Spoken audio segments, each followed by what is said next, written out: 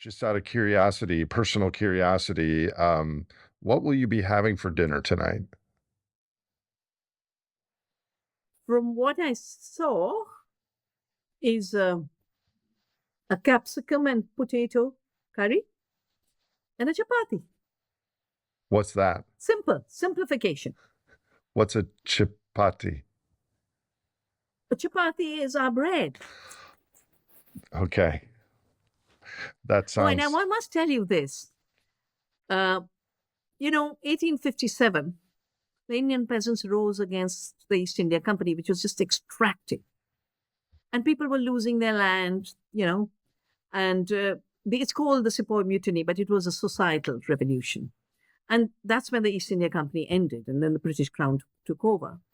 But they would kill people if they heard them talking. The people would be hung on the trees. And the people found a brilliant way to communicate. They would take a chapati, a bread, and pass it on. And if you received the bread, you were part of the revolution. So that was a bread revolution. So I always say our bread is our freedom. Thank you. So, Vandana, given your lifetime of activism and reflection and scholarship on these issues, do you have any personal advice to the global listeners of this show at this time of global polycrisis? First, don't despair. Understand that there are actions that are bringing the earth to the brink, but you can be part of other actions. Don't underestimate your contributions. I worked with seed, and seed is so small. Gandhi worked with the spinning wheel, and the spinning wheel is so small. The smallness is what allows it to multiply on its own. The seed multiplies on its own, but as it passes through society is able to exchange seeds, grow the food. So appreciate your smallness because it gives you new flexibility. And the third is keep good company. Hang out with people you love and give them energy and take energy from them. I love that. I've long advised people to do the same. Don't hang around with people that are counter to what you believe in. So, a follow-up to that, what specific recommendations do you have for young humans, both in India and listening to this show, who become aware of the energy, climate, ecology situation of the human situation? Well, I would like every young Indian to understand the ecological roots of this civilization that lasted 10,000 years. It's respect for soil, it's respect for biodiversity. Why did it make every river and every tree sacred?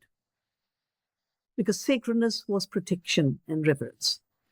The second thing I would really like young Indians to do is wherever you are in privilege, I've always felt that whatever you have, it creates an obligation.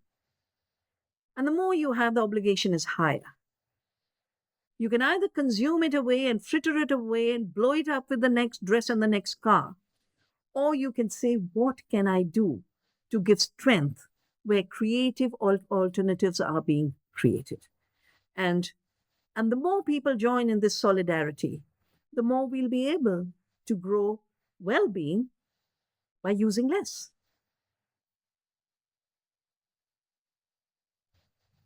What do you care most about in the world, Vandana? Life and love. And because I care for life and the forest life is threatened, I go to the forest. When the soil life is threatened, I turn to the soil. But life, because life was what was banished in the fossil thinking. There's no life. Where do you live in India, like roughly which region?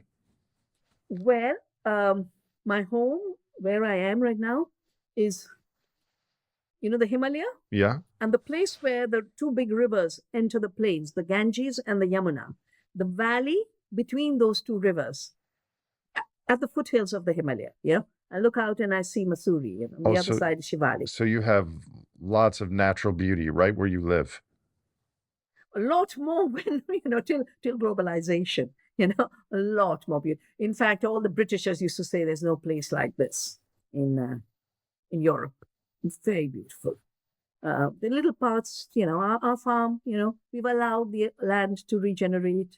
We have a lot of biodiversity. We have 7 times more pollinators than in the forest next door, just because we grew biodiversity. And our water level has come up 70 feet from the time we started farming. So it's not the case that farming will always deplete water. Farming can regenerate water. How does that work? It is a beautiful part. Do come. I've never been to India. How does farming really? You must. Well, maybe we'll make that documentary about the yoga of the earth. Yeah. How does regenerative agriculture replenish the water table? I don't understand that. Okay, chemical agriculture just sucks out. It only takes. And it doesn't give back, both because it destroys the soil capacity to hold water, and especially where the big machinery is used, it packs it up.